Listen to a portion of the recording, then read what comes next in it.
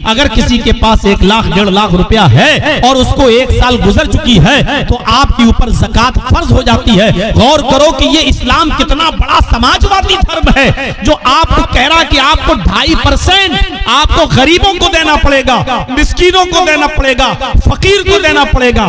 फकीर अल्लज़ी ला माल लहू, फकीर उसको कहते हैं कि जिसके पास कोई माल ही ना हो, कुछ भी नहीं है उसके पास, आप उसको दीजिए। और मिस्कीन उसको कहते हैं कि जिसके पास माल तो है और वो कमाने का जरिया भी है, लेकिन उसके पास इतना माल नहीं है कि वो अपना और अपने बीवी बच्चों का पूरा खर्चा, और उसके इतनी कमाई नहीं होती है कि जिसमें उसका और उसकी बीवी का खर्चा पूरा और बच्चों का खर्चा चल सके। तो ऐसे आदमी को भी आपको अपनी ज़कात में से देना पड़ेगा। फकीर और मिस्कीन की तारीफ आप सुन लीजिए। फकीर की तारीफ क्या है? अल्लज़ी ला माल लहू, जिसके पास माल ही ना हो, आप ज़कात उसको देंगे। और ज़कात उसको देंगे जो मिस्कीन हो। मिस्कीन उसको कहते हैं कि जिसके पास माल तो है, कमाने का जरिया भी है, उसके पास रिक्शा वगैरह भी है, कोई कमाने का जरिया भी है, लेकिन इतना नहीं है, इतनी कमाई और इतनी इनकम उससे नहीं होती है कि वो अपना और अपने बीवी बच्चों का पेट पाल सके और उनकी पढ़ाई लिखाई का इंतजाम कर सके। तो ये आदमी भी आपकी ज़कात का मुस्तहिक है और आप इसको ज़कात देंगे। और जब तक ज़कात नहीं देंगे आपकी नमाज आपके मुंह पे मार दी जाएगी, क्योंकि आप अल्लाह का हक तो अदा कर रहे हैं लेकिन बंदों का हक अदा नहीं कर रहे हैं। आप नमाज पढ़कर अल्लाह का हक अदा कर रहे हैं, लेकिन उसने तुम्हें जो माल दिया उस माल में से आप गरीब को नहीं दे रहे हैं। हर मुसलमान गौर करे और सुन लीजिए, अगर आपके पास 5 लाख रुपए है तो 2.5 लाख के हिसाब से जोड़ लीजिए, 12,500 रुपए आपके ऊपर ज़कात फर्ज हो गई। अब आप निकल रही है और ज़कात में आप माल ही देंगे। ये उलमा बैठे हैं, इनसे पूछ लीजिए, ज़कात में आप माल देंगे?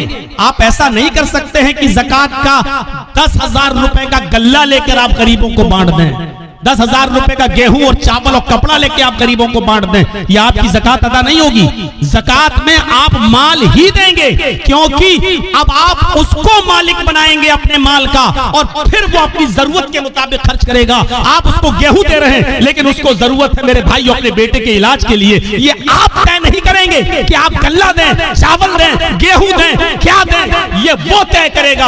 आप उसको पैसा दीजिए, आप उसको रकम दीजिए, ये वो तय करेगा कि उसको अपने पैसे को किस चीज में और किस ज़मीन में खर्च करना है, ये वो तय करेगा। ज़कात किसी इंसान को अपने माल का मालिक बनाने का नाम है। आप अपना पैसा किसी गरीब को देकर उसको मालिक बना दीजिए, वो अपने हिसाब से उसको खर्च करेगा। अब आप कहेंगे मौलाना साहब अगर उसको चावल और गेहूं ना दे, वो शराब पी जाए तो ये उसका ईमान जाने, ये उसका दिल जाने, वो आप अपने कर्ज से और फर्ज से आप अदा हो जाएंगे। अगर वो ऐसा करता है तो आपको तो सवाब मिलेगा, लेकिन वो गुनाहगार होगा। और आपको अगर गेहूं और कपड़ा चावल ये सब देना है तो ज़कात के अलावा मजीद आप सदका और खैरात जब करें तो उसमें से आप दीजिए, कोई नहीं रोकता है आपको, लेकिन ज़कात में आप उसको माल ही देंगे। तो मेरे प्यारे साथियों, इस्लाम के अंदर हमें पूरे के पूरे दाखिल हो जाएं, यही इस्लाम है। या इसी को अल्लाह तबारक व तआला ने फरमाया, या अय्युहल्लज़ीना आमनु दुखुलू फिस्सिल्मि काफ़ा, ईमानो वालो तुम इस्लाम के अंदर पूरे के पूरे दाखिल हो जाओ। ये इस्लाम नहीं है हम दूसरों को तकलीफ दें, हम दूसरों को परेशान करें, हम दूसरों के लिए मुसीबत बन जाएं। जानते हो तज़किरतुल हुफ़्फ़ाज़ में अल्लामा शमशुद्दीन ज़हबी रहमतुल्लाह अलैह ने एक वाक़या नकल किया है। जरा उस वाक़े की तरफ हम आपकी रहनुमाई करते तो आपको पता चलेगा कि वाक़या क्या है। 2 सहाबा की दुकानें एक साथ थी, 2 सहाबियों की दुकानें एक ही साथ थी। होता है इधर भी चाय की दुकान, इधर भी चाय की दुकान, होता है इधर भी मोबाइल की दुकान, आपके पड़ोस में भी मोबाइल की दुकान, कंपटीशन चल रहा है। मेरे भाइयों 2 सहाबी की दुकान और दोनों कपड़े की दुकान। और आओ मैं आपको बताऊं कि सच्चा मुसलमान कौन है। मुसलमान अपने आप को कह देना एक अलग बात है, लेकिन अपने आप को सच्चा मुसलमान बनाना ये बहुत बड़ी बात है। और आज हम आपको सच्चे आप मुसलमान तो हैं, लेकिन गौर करें कि सच्चे मुसलमान हैं या नहीं। आप मुसलमान के दावेदार तो हैं, लेकिन ये गौर करो कि हम सच्चे मुसलमान हैं या नहीं। 2 सहाबी की दुकान और दोनों कपड़े की दुकान। एक कस्टमर आया और एक सहाबी की दुकान पर पहुंच जाता है और उनसे कपड़ा खरीदता है, कपड़ा बेच दिया जाता है। उस जमाने में मोल भाव नहीं होता था, इतने का उतना दे दिया, क्योंकि इतना मांगा ही नहीं जाता था कि आदमी जरूरत से ज्यादा मांगे और फिर वो मोल भाव हो। और आज भी ये इंडियन पाकिस्तानी लोग जो सऊदी अरब में अंदर जो आज पहुंच गए, इन लोगों ने माहौल खराब करके रख दिया है वहां पर। वरना सऊदी अरब के अंदर भी मोल भाव नहीं हुआ करता था, जितना मांगा उतना दे दिया गया, क्योंकि वो ना ज्यादा डिमांड करते थे और ना ज्यादा पैसे। ये यहाँ के और पाकिस्तानी, बांग्लादेशी और इन लोगों ने जाकर वहां पर अपना इंडिया और पाकिस्तान वाला एशिया का फार्मूला इस्तेमाल किया कि ज्यादा मांगो, कम होते होते फिर हम इतने पे आ जाएंगे। तो ये अब चलने लगा है, पहले नहीं चलता था। मेरे प्यारे साथियों, उन दो सहाबियों की दुकान करीब करीब में थी। एक कस्टमर आया और उसने कपड़ा खरीदा और कपड़ा लेकर चला गया। थोड़ी देर के बाद दूसरा कस्टमर आया, वो भी इसी दुकान पर आया, उसने भी एक कपड़ा खरीदा और चला गया। थोड़ी देर के बाद एक तीसरा शख्स आया, वो भी इसी दुकान पर आया और उसने भी कपड़ा खरीदा और चला गया। थोड़ी देर के बाद चौथा कस्टमर इसी दुकान पर आता है, लेकिन दुकान वाला भी ये सोच रहा है, या अल्लाह, मेरे पास तो 3 कस्टमर आ चुके हैं, मेरी इनकम तो इतनी हो चुकी है कि आज जो कमाई मुझे हासिल हुई, जो प्रॉफिट हुई, जो मुनाफा हुआ, जो लाभ हुआ, आज मेरे घर का चूल्हा जल जाएगा और मेरे बीवी बच्चे आज पेट भर कर खाना खा लेंगे। लेकिन मेरे पड़ोस में जो कपड़े की दुकान खोले हुए मेरा भाई, एक मुस्लिम भाई, मेरे ही बिरादरी का एक भाई जो दुकान खोले हुए, उसके पास एक भी कपड़ा नहीं बिका है, उसकी भी बीवी है, उसके भी बच्चे हैं। अगर आज उसका कपड़ा नहीं बिका तो उसके घर में चूल्हा कैसे जलेगा, उसके घर में खाना कैसे बनेगा? वो भी कसीरुल अयाल है, उसके भी बच्चे हैं, ज्यादा बेटे बेटियां हैं, उसके घर में भी चूल्हा जलना चाहिए। तो इस सहाबी ने चौथे कस्टमर से कहा, जो कपड़ा तुम खरीदना चाहते हो वो कपड़ा मेरे पास खत्म हो गया है, उससे भी अच्छी क्वालिटी का कपड़ा मेरे फला भाई की दुकान पर है, तुम पड़ोस में जाकर खरीद लो। इस आदमी को उसने उस दुकान की तरफ रेफर कर दिया और उस आदमी ने कपड़ा बेच दिया। थोड़ी देर के बाद एक और कस्टमर आया, इस सहाबी ने उस कस्टमर को भी उसकी दुकान पर भेज दिया और फिर नमाज पढ़ने के लिए चला गया। असर की नमाज का वक्त था, जब वो असर की नमाज पढ़ रहा था तो कह रहा था, इलाहुल आलमीन, झूठ बोलना तेरे नबी के कानून के खिलाफ है, तेरे नबी के फरमान के खिलाफ है। आय अल्लाह, मैंने झूठ बोला है, मुझे माफ कर देना। आए मेरे परवरदिगार, मेरे पास वो कपड़ा मौजूद था, लेकिन मेरे भाई की हमदर्दी ने मुझे अंदर से झिझोड़ दिया है, इसलिए मैंने ये कह दिया है कस्टमर से कि वो कपड़ा मेरे पास नहीं, मेरे भाई के पास है। आय अल्लाह, मेरे इस झूठ को तू झूठ में मत लिखना, क्योंकि तू अच्छी तरीके से जानता है कि मेरी नीयत झूठ बोलने की नहीं थी, बल्कि अपने भाई की हमदर्दी करने की थी और मैं इसमें कामयाब हुआ। आय अल्लाह, अगर तुझे मेरी ये नेकी पसंद हुई हो तो तू इस नेकी को कबूल फरमा ले। आज के इस कंपटीशन के दौर में अपने गरीबानों के बटन खोलकर झांको और बताओ, ऐसा दुकानदार आज के जमाने में कौन है और कौन यहां से खड़ा होकर कह सकता है कि हम पक्के और सच्चे मुसलमान हैं? कोई एक उठकर बताए और ये कहे कि हम पक्के मुसलमान हैं और हम अपना कस्टमर दूसरे की दुकान पर भेज देते हैं। हम दूसरे के हमदर्द नहीं, दूसरे की दुकान पे आने वाला कस्टमर भी आप दूर से पुकार कर अपने पास बुला लेते हैं। अगर 2 रिक्शे वाले हैं तो 2 रिक्शे वाला, एक ने 20 मांगा, दूसरा कहता हूं हम 15 दे देना, हमारे रिक्शे पर बैठ जाओ, वो और कम कर लेता है। आज के इस कंपटीशन के दौर में हर मुसलमान अपने गरीबानों में झांक कर देखे और बताए कि कौन पक्का मुसलमान। नाम तो है मोहम्मद जर्जीस, नाम तो है मोहम्मद अजहर, नाम तो है नसीम अहमद, नाम तो है मोहम्मद अकरम, नाम है, और नाम रखने से कोई आदमी मुसलमान नहीं हो जाता। अगर नाम से ही कोई आदमी मुसलमान होता तो अल्लाह की कसम अब्दुल्ला इब्ने उबय इब्ने सलूल जन्नत में जाता। मेरे भाइयों, अगर नाम से ही कोई आदमी मुसलमान होता तो जाने कितने लोग ऐसे हैं कि जिनके नाम इस्लामी थे और वो नबी अकरम के मुखालिफ थे और अल्लाह के रसूल ने उनको जहन्नम में जाने की बशारत दी है। मेरे प्यारे साथियों, नाम रख लेने से कुछ नहीं होता और नाम के हो जाने से कुछ नहीं होता। हर आदमी गौर करके देखे कि वो कितना पक्का मुसलमान है। दूसरे की हमदर्दी का नाम ही तो इस्लाम है। इसीलिए तो अल्लाह के नबी सल्लल्लाहु अलैहि वसल्लम ने फरमाया कि वो आदमी मोमिन नहीं, वो आदमी मोमिन नहीं, वो आदमी मोमिन नहीं कौन? जो खुद पेट भर के खाना खा ले और उस दूसरा भाई उसका भूखा सो जाए। पड़ोसी, और पड़ोसी में कैद नहीं है कि मुसलमान, नहीं, कोई भी हो, पड़ोसी का लफ्ज है, कोई भी हो पड़ोसी होना चाहिए, चाहे वो हिंदू हो, यहूदी हो, ईसाई हो, बुद्धिस्ट हो, जैनी हो, सिख हो, किसी भी मजहब से उसका ताल्लुक है। अगर वो भूखा सो गया तो याद रखिए कि आपकी नमाज आपके मुंह पे मार दी जाएगी। नमाज, हम तो नमाज भी पढ़ते हैं तो ऐसा लगता है जैसे अल्लाह के ऊपर बहुत बड़ा एहसान करके आ रहे हैं। मस्जिद से निकले, दाढ़ी पे हाथ फेरे, निकल, अस्सलाम वालेकुम, वालेकुम अस्सलाम। लग रहा है जैसे अल्लाह पर बहुत बड़ा एहसान करके आया है, अल्लाह पर बहुत बड़ा एहसान करके। और कुछ तो ऐसे हैं, हमसे कहे दर्जी साहब, जब से हमने नमाजें पढ़ना शुरू की तब से और रोजी रोटी में तंगी हो गई, पता नहीं चल रहा क्या है। इससे तो हम पहले जो नमाज नहीं पढ़ते थे, उसने ये नहीं कहा कि हम पढ़ना नहीं चाहते, उसने कहा मुझे वजह बताओ मौलाना साहब। मैं इनकार नहीं कर रहा हूं, मैं कहता हूं नमाज पढ़ना चाहिए, लेकिन जब से मैंने नमाज पढ़ना शुरू की तब से मेरे ऊपर और परेशानियां आना शुरू हो गई। मैं क्या करूं मौलाना साहब, आप बताइए। नमाज नहीं पढ़ता था तो खूब मिलती थी। हमने कहा आजमाइश किसका नाम है, इम्तिहान किसका नाम है? अल्लाह ताला ने कहा कि हम हर मुसलमान को आजमाएंगे, आजमाइश उसकी करेंगे। ये आजमाइश, ये इम्तिहान किस चीज का नाम है? और सोच कितनी बदल गई, सोच कितनी बदल गई। आज हम नमाज पढ़ रहे हैं और अगर रोजी रोटी में कमी हो जाए तो हम क्या कहते हैं? रोजी रोटी में कमी आ जाए तो हम क्या कहते हैं? यार जब से नमाज पढ़ रहा हूं हमारी रोजी रोटी तंग हो गई है, हमें बरकत नहीं हो रही है। और अल्लाह के नबी के जमाने में एक सहाबी इस्लाम लाए, एक शख्स इस्लाम लाया, सहाबी बन गया। और जब सहाबी बना तो नमाज शुरू कर दी, और जब नमाज शुरू की तो वो बकरियों का एक रेवड़ उनके पास हो गया, उसके बाद ऊंटों का रेवड़ हो गया, उसके बाद उनके पास लंबी चौड़ी रकम तैयार हो गई, बहुत अमीर आदमी हो गए। वो नमाज पढ़ रहे हैं और दौलत उनके पास आ रही है, भेड़ें, बकरियां, ऊंट, मालिक। वो आए अल्लाह के नबी के पास और कहने लगे कि अल्लाह के रसूल मैं बड़ा कंफ्यूज हूं।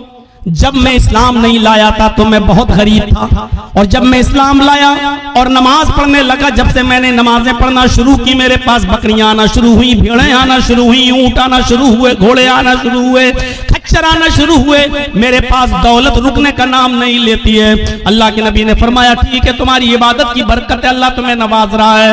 उसने कहा नहीं, आए अल्लाह के नबी मैं ये सोच रहा हूँ, अल्लाह के रसूल मैं ये सोच रहा हूँ, कहीं अल्लाह मेरी इबादतों का सिला, अल्लाह मेरी नमाज का सिला, अल्लाह मेरी नमाज का बदला और नमाज का इनाम इसी दुनिया में तो मुझे नहीं दे रहा है, और आखिरत में कहीं हमें महरूम तो नहीं कर देगा। ऐसा तो नहीं कि दुनिया में मुझे सब कुछ मिल जाए और अल्लाह ताला आखिरत में हमें हमारी इबादतों का कोई सिला न दे। उल्टी सोच, हमारी उल्टी सोच। मौलाना जब से मैंने नमाजें पढ़ना शुरू की बरकत ही नहीं हो रही है, और वो क्या कह रहे हैं, अल्लाह के रसूल जब से मैंने नमाजें पढ़ी दौलत रुकी नहीं रही, कहीं अल्लाह हमें इसी दुनिया में तो नहीं दे रहा है और आखिरत में कहीं महरूम तो नहीं कर देगा। सोच बदलो अपनी सोच। वलनब्लुवन्नकुम बिशैइन मिनल खौफि वल जूअ व नक्सिम मिनल अम्वालि वल अनफुसि वत्तमरात वबश्शिरिस साबिरीन। अल्लाह कहता हम तुम्हें आजमाएंगे। मुसलमानों सुनो, अल्लाह कहता हम तुम्हें आजमाएंगे।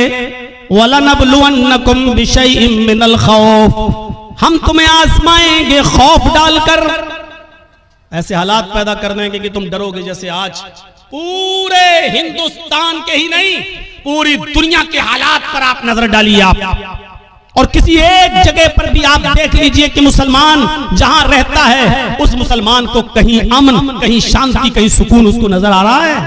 मुझे बताइए। ईरान के हालात देखिए, मुसलमान कहीं सुकून के साथ है।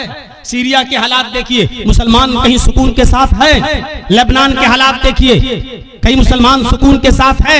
इराक के हालात देखिए, मुसलमान कहीं सुकून के साथ है। फिलिस्तीन के हालात देखिए, मुसलमान कहीं सुकून के साथ है। उर्दून के हालात देखिए, मुसलमान कहीं सुकून के साथ है। मुझे दुनिया का कोई ऐसा चप्पा बताइए जहां मुसलमान रहता है और वहां सुकून के साथ हो। आप अपना पड़ोसी मुल्क देख लीजिए, मस्जिदों में बमबारी हो रही है, एक दूसरे को मार रहा है, कत्ल कर रहा है। आपके अपने पड़ोसी मुल्क के अंदर मस्जिदें तक महफूज नहीं हैं और वहां आत्मघाती हमले हो रहे हैं। ये कौन सा इस्लाम है और कौन सी इस्लाम की तालीम है? मेरे भाइयों, आप दुनिया की किसी चप्पे पे जाकर देख लो और बताओ, इतिहास, हिस्ट्री और आज की मौजूदा हालात को का जायजा लेकर मुझे बताओ कि मुसलमान कहां चैन और सुकून के साथ है। जोरे बात अलैहिमुज़िल्लतु वल मस्कना, इतना जलील, इतना रुस्वा, इतना इंसल्टेड, इतना जलील और रुस्वा दुनिया के किसी दौर में नहीं हुआ था जितना आज के दौर में मुसलमान है। क्यों? उसकी वजह यह है कि आज उसके अंदर से ईमान निकल चुका है। वला तहिनु वला तहजनु व अंतुमुल अलौना इन कुंतुम मुमिनीन। अल्लाह ने तो हुकूमत और सल्तनत देने का वादा, इज्जत और सरदारी देने का वादा उस शर्त पे किया था कि अगर तुम्हारे अंदर ईमान होगा तो हम तुम्हें इज्जत देंगे, हम तुम्हें बुलंदी देंगे, हम तुम्हें बाइज्जत बनाएंगे। मेरे प्यारे साथियों, आज हम जितना जलील हैं उसकी वजह यह है कि आज हमारे अंदर उतना ही ईमान कमजोर है। आज उतना ही ईमान कमजोर है आज हमारे अंदर। अभी कोई कह दे किसी का चेहरा देखकर, और मैंने ये दूसरों को तो छोड़ो, मैंने अपनों को देखा है। अपनों से मुराद समझ रहे हैं शेर शाह बिरादरी को, और भी खुल के कह दूं अहले हदीसों को। बस ऐसे ही, अरे बाप तुम्हारा चेहरे पे देखो बहुत मायूस परेशान नजर आते हो। देखिए धूल में लाठी मार रहे हैं, हकीकत में हमें कुछ नहीं मालूम। मुझे लगता है कि जरूर तुम्हारा कोई रिश्तेदार तुम्हारे साथ गड़बड़ कर रहा है, जादू टोना का असर लग रहा है तुम्हारे ऊपर। उसके बाद वो बस आपके पीछे हाथ धोकर नहीं नहा धोकर पड़ जाएगा। है मौलाना साहब आपको कैसे मालूम? बिल्कुल सही बात है मौलाना साहब, जितना पैसा आता है बचता ही नहीं है। हम कमाते बहुत हैं, एक दिन में 10,000 रुपए कमाते हैं, लेकिन घर आते आते हमारा कभी बेटा बीमार, कभी बीवी बीमार, कभी ये बीमार, कभी वो बीमार, एकदम चला जाता है। मौलाना बरकत नहीं हो रही है। आपने सही पहचाना है। अब मौलाना साहब को मौका मिल गया बकरा हलाल करने का। अब सही है, ये आदमी बस मेरे जाल में फंस गया। एक आदमी तो बाकायदा ऐसा मिला, कहने लगा कि बहुत अच्छी बात आपने कही है, इसका इलाज तो हो जाएगा लेकिन खर्चा बहुत पड़ेगा। उस बेचारे मजबूर आदमी ने कहा कि कितना खर्चा लगेगा मौलाना साहब? कि बहुत ज्यादा नहीं, बस दुनिया में 1,24,000 नबी आए, हर नबी के नाम पर 1 रुपया दे दो, तुम्हारी मुसीबत हल हो जाएगी। अब सोचो कि हर नबी के नाम पर 1 रुपया देगा तो 1,24,000, यानी मौलवी साहब की डिमांड ये है कि 1,24,000 रुपया हमको दे दो, तुम्हारी मुसीबत दूर हो जाएगी। और इसको कम आंकने का अंदाज देखो, हर नबी के नाम पर 1 रुपया। अरे एक नबी के नाम पर 1 ही रुपया तो मांग रहे हैं। इससे पूछो कि ईमान तो तेरा मोहम्मदुर रसूलुल्लाह पर है, इकरार है कि अल्लाह ने और भी नबी भेजे हैं, ईमान तो मोहम्मदुर रसूलुल्लाह पर है। और इस बात पर भी ईमान है कि अगर वो सारे के सारे नबी के दौर में, किसी भी पैगंबर के दौर में अगर मोहम्मद रसूलुल्लाह आ जाते तो उस नबी को भी मोहम्मद पर ईमान लाना पड़ता, उस रसूल को भी मोहम्मद रसूलुल्लाह पर ईमान लाना पड़ता। जब उस रसूल की रिसालत मोहम्मद रसूलुल्लाह के आ जाने के बाद कल आदम है, मनसूख है, तो फिर उसके नाम पर तू पैसा कैसे मांग सकता है? उसके नाम पर तू रुपया कैसे मांग सकता है? उसके नाम पर तू पैसा की डिमांड कैसे कर सकता है? ये कोई सवाल अगर कर देगा तो कह देंगे वहाबी हो तुम, हट तुम यहां से। ये इतनी अकल तो वहाबियों के पास होती, तुम्हारे पास कहां से आ गई? मेरे साथियों, अल्लाह ने कहा या अय्युहल्लज़ीना वलनबलुवन्नकुम बिशैइन मिनल खौफ, हम खौफ डालकर भी तुम्हें आजमाएंगे। ये खौफ नहीं है तो और क्या है? आज के हालात पर जरा नजर डालिए, खौफ डालकर भी हम तुम्हें आजमाएंगे।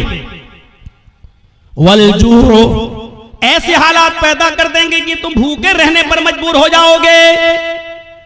कारोबार फेल, सुबह खा लिया तो शाम को भूखे, शाम को खा लिया तो सुबह भूखे, भूख से तुम तड़पने लगोगे, हम तुम्हें भूखा रखकर भी आजमाएंगे। व नक़्सिम मिनल अम्वाल, तुम्हारे मालों में नुकसान करके भी हम तुम्हें आजमाएंगे। वल अनफुस, तुम्हारी जानें लेकर भी हम तुम्हें आजमाएंगे। देखिए कैसी कैटेगरी बयान की अल्लाह ने, खौफ डालकर भी आजमाएंगे, भूखा मारकर, भूखा रखकर भी आजमाएंगे, तुम्हारे मालों में नुकसान पहुंचाकर भी तुम्हें आजमाएंगे, तुम्हारी जानें लेकर भी आजमाएंगे। वस्समरात, तुम्हारे फल फ्रूट, खेतियां बाड़ियां, खेत और सब्जियां बर्बाद करके भी हम तुम्हें आजमाएंगे। यानी तुम्हारे खेतों में नुकसान करके, जिसकी तुम पैदावार करते हो, मकई, चावल, धान, भुट्टा, जिन चीजों को तुम जमीन में उगाते हो, जमीन से पैदा करते हो, फल फ्रूट सब्जी की शक्ल में, अनाज की शक्ल में, हम इसको भी बर्बाद करके हम तुम्हें आजमाएंगे। इन तमाम शक्लों में हम तुम्हारा एग्जाम लेंगे, हम तुम्हारा इम्तिहान लेंगे। वबश्शिरिस साबिरीन, ऐ मोहम्मद सल्लल्लाहु अलैहि वसल्लम, मेरे जो बंदे इन तमाम चीजों में सब्र कर लें और अल्लाह के अलावा किसी और का दामन न थामें, अल्लाह के अलावा किसी और का दामन न पकड़ें। अल्लाह कहता है वबश्शिरिस साबिरीन, ऐसे लोगों को जन्नत की बशारत दे दो, ऐसे लोगों को जन्नत की खुशखबरी सुना दो। इन लोगों के लिए जन्नत है। हम मुसलमान बने फिर रहे हैं, खौफ बर्दाश्त नहीं कर सकते हैं, मालों में नुकसान हो जाए तो अल्लाह को दोष देने लगते, मैंने क्या बिगाड़ा है। काफिरों को मिले हूरो कसूर और मुसलमान को फकत वादे होर। दुनिया में सारी नेमतें बेनमाजियों बेरोजगारों के पास मौजूद हैं और हमें कुछ नहीं मिल रहा है, हम इबादत कर रहे हैं तो और ज्यादा परेशानी। आप अल्लाह से शिकायतें करने लगते हैं। मेरे भाइयों, ये सबसे बड़ी जिहालत है हमारी, ये सबसे बड़ी जिहालत है हमारी। हमें पक्का और सच्चा मुसलमान बनना है। हमें यह देखना है कि हम अल्लाह की इबादत के साथ साथ उसकी मखलूक का कितना हक अदा कर रहे हैं। अरे तुम तो इंसानों की बात करते हो और जर्जीस तुम तो पड़ोसियों की बात करते हो। इस्लाम तो ये कहता है कि किसी भी कबूतर को, किसी भी मुर्गी को, किसी भी जानवर को बांध कर उस पर निशाना न लगाओ। कितने लोग ऐसे हैं जो जानवरों पर निशाना लगाते हैं, कितने लोग ऐसे हैं मुस्तकबिल करीब के अंदर, माजी करीब के अंदर ऐसे बहुत से लोगों को तो मैंने अपनी आंखों से देखा है जो जानवरों को लड़ाया करते थे। देसी मुर्ग की लड़ाई हुआ करती थी, उनमें नाखून उनके बड़े बड़े कर दिए जाते थे और मुर्ग आपस में लड़ाते हैं। जब तक वो खून खच्चर ना हो जाए और एक मुर्गा जब तक भाग ना जाए तब तक हार जीत का फैसला नहीं होता। पता नहीं अब ये होता है कि नहीं होता है। हमारे उत्तर प्रदेश में ये जहालत आज भी चलती है। मुझे नहीं मालूम कि आपके बिहार और बंगाल में क्या कंडीशन है। मेरे प्यारे साथियों, इस्लाम इस लड़ाई को, जानवरों की और परिंदों की इस लड़ाई को भी हराम करार देता है और मुर्ग को लड़ाकर जख्मी करने वालों को भी मुजरिम करार देता है। मेरे प्यारे साथियों, इस्लाम तो वो प्यारा मजहब है कि एक औरत ने एक बिल्ली को पकड़ लिया और बिल्ली को पकड़ने के बाद बांध दिया और 3 दिन उसको भूखा और प्यासा रखा, यहाँ तक कि वो मर गई। न छोड़ती थी कि वो शिकार करके अपना गिज़ा हासिल कर ले, अपना रिस्क हासिल कर ले, न खुद को उसको खाना देती थी। बिल्ली भूखी प्यासी मर गई। वो नमाजी थी, सुनो, हाँ गौर करो हदीस के अल्फाज पर, वो नमाजी थी, वो रोजेदार थी, वो अल्लाह की इबादत भी किया करती थी, अल्लाह को माना भी करती थी, लेकिन उसने अल्लाह की एक मखलूक बिल्ली को बांध दिया, उसको भूखा रखा और प्यासा रखा और उस बिल्ली को भूख और प्यास की शिद्दत से मार डाला। लेकिन जब ये औरत मरी तो अल्लाह ताला ने उसकी नमाजों के बदले उसको जन्नत नहीं दी, उसके रोजों के बदले उसको जन्नत नहीं दी, उसकी ज़कात और खैरात के बदले उसको जन्नत नहीं दी। अल्लाह के नबी फरमाते हैं अल्लाह रब्बुल आलमीन ने उस औरत को जहन्नम के अंदर दाखिल कर दिया, इसलिए कि उसने बिल्ली को भूखा और प्यासा रखा था और मार दिया। नमाज पढ़ लेने का नाम इस्लाम नहीं है, रोजा रख लेने का नाम इस्लाम नहीं है। इबादत है, ठीक है, लेकिन इस्लाम यह है कि तुम अल्लाह की मखलूक के साथ भी रहम करो। अल्लाह की मखलूक, अल्लाह की सृष्टि के साथ भी तुम्हें रहम का बर्ताव करना है। ये औरत बिल्ली को बांध के रखी थी, जब मरी बिल्ली तो मर गई भूखी प्यासी, लेकिन नमाज और रोजा रखने के बावजूद जन्नत की मुस्तहिक नहीं हुई। और बुखारी पढ़िए, एक औरत ऐसी भी थी जो बदचलन थी। अब बदचलन का खुलासा नहीं करूंगा, आप समझ जाइए कि बदचलन किसको कहते हैं। बस दूसरे लफ्जों में कह दूं कि वो तवाइफ थी, क्योंकि हदीस में फाहिशा का लफ्ज मौजूद है, यानी जिस्म फरोश थी, पैसा लेती थी और अपना जिस्म बेचती थी, बदचलन थी, जानिया थी, बदकार औरत थी। उसने एक जंगल में एक कुत्ते को देखा जो गीली जमीन के पास बैठकर अपनी जबान से गीली जमीन को चाट रहा है। गोया कि वो प्यासा है और उस गीली जमीन से कुछ पानी लेना चाहता है, लेकिन गीली जमीन से पानी नहीं मिल रहा है। हदीस के अल्फाज हैं, उस औरत को उस कुत्ते पर रहम आ गया, उसने अपना मोजा उतारा।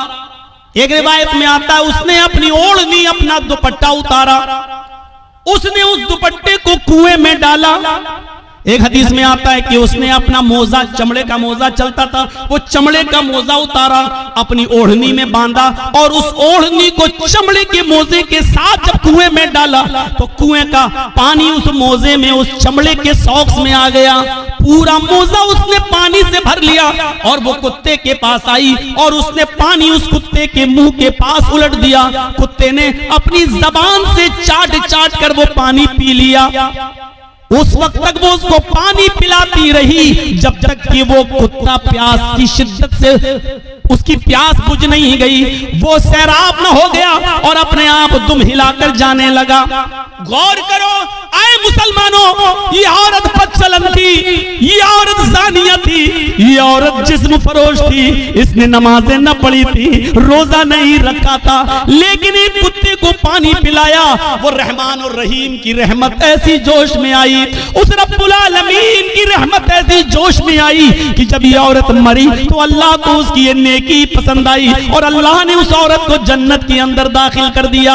इस्लाम ये बताता है कि अल्लाह अपना हक माफ कर सकता है, लेकिन मखलूक का हक मारोगे तो अल्लाह माफ नहीं करेगा। नमाजों में सुस्ती होगी, अल्लाह माफ कर सकता है, रोजे में सुस्ती होगी, अल्लाह माफ कर सकता है, लेकिन अगर आपने किसी का हक मारा है तो अल्लाह माफ नहीं करेगा जब तक कि आपका वो भाई आपको माफ न कर दे। कितने लोग बैठे हैं यहाँ पर, कितने यतीमों का हक मारे बैठे होंगे, कितना अपने भाइयों का हक मारे बैठे होंगे, और इन सब के हक नहीं भी मारे होंगे तो अपनी बेटियों का और अपनी बहनों का हक तो मारे ही होंगे। कितने लोग हैं जो ये कह के जाते हैं कि मेरे मरने के बाद मेरे बेटों के साथ साथ मेरी बेटी को भी हमारी विरासत में से कुरान और हदीस के मुताबिक हिस्सा दे देना, और कितने ऐसे लोग हैं कि बाप के मरने के बाद अपने बाप की विरासत में बेटों के साथ साथ वो अपनी बहनों को भी हक देते हैं। और कितने ऐसे भाई हैं वो मुझे बताएं खड़े होकर कि जिन्होंने अपनी प्रॉपर्टी में से अपनी बहनों को भी हिस्सा दिया हो। हाजी साहब हैं, नमाज पढ़ने जा रहे हैं, लंबी दाढ़ी है, तहज्जुद की नमाज पढ़ रहे हैं, मर गए लेकिन अपनी प्रॉपर्टी में से अपनी बहन को हक देकर नहीं गए। अरे बाप की प्रॉपर्टी में से भी हक है और भाई की प्रॉपर्टी में से भी बहन का हक है। बहन को अल्लाह ताला ने लड़की को हर तरीके से हक दिया है। बाप भी अपनी बेटी को देगा, भाई अपनी बहन को देगा, शौहर भी अपनी बीवी को देगा, और बेटा है तो वो भी अपनी माँ को बेटे की प्रॉपर्टी में से माँ को भी हक मिलेगा। एक औरत चारों तरफ से हकदार है, समझ रहे? जैसे मेरी एक बहन है, वो मेरे बाप की विरासत से भी हिस्सा पाएगी, और जर्जीस को जो हिस्सा मिला है या जो हमने कमाया है और खरीदा है, प्रॉपर्टी बनाई है, जर्जीस की प्रॉपर्टी में से भी वो हकदार होगी। और वो जिस शौहर के साथ रहती है उस शौहर की प्रॉपर्टी में से भी उसको मिलेगा। और उसका जो बेटा है, बेटा अगर जमींदार है और जायदाद का मालिक है या किसी हिस्से का हकदार है तो उसमें से भी उसकी माँ यानी मेरी बहन उसमें से भी हिस्सा पाएगी। गौर करो, इस्लाम ने औरत को इतनी बुलंदियों से नवाजा है। ये मीडिया के लोग जो उछालते हैं और भागते फिरते हैं और कहते हैं कि इस्लाम ने जुल्म किया है, जुल्म किया है, जुल्म, ये जुल्म नहीं है। मुझे बताओ कि बाप की भी विरासत में से, बेटे की भी विरासत में से, भाई की भी विरासत में से और शौहर की भी विरासत में से ऐसा कौन सा मजहब है और ऐसा कौन सा संप्रदाय है जो अपने बहन, बेटी, बीवी को हक देता हो? मेरे भाइयों, ये इस्लाम है जिसने औरत को इतनी इज्जतों से नवाजा है। अगर मां है तो कह दिया कि तेरे कदमों के नीचे तेरी औलाद के लिए जन्नत है।